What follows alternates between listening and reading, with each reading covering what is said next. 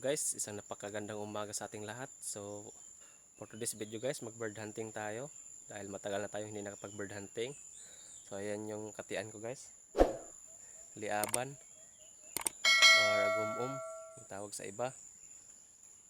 So pagpasensyahan nyo na guys kung matagal tayong hindi makapag-upload kasi marami tayong trabaho, busy.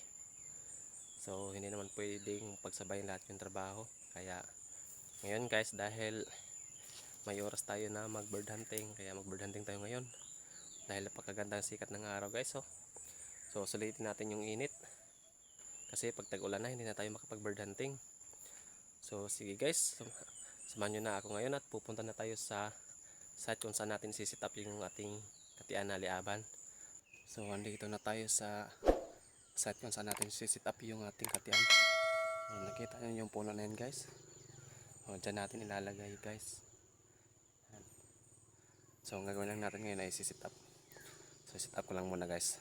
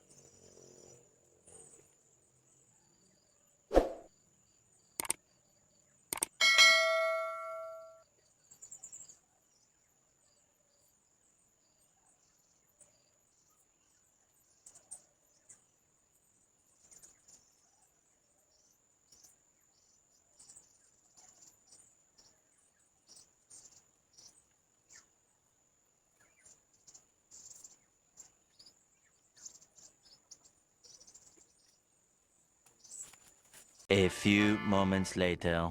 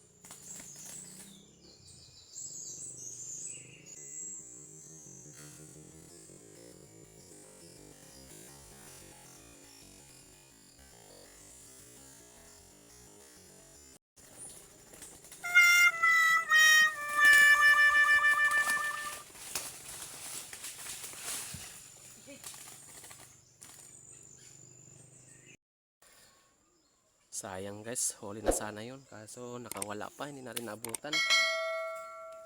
So, balahibo na lang yung atin. Ito guys.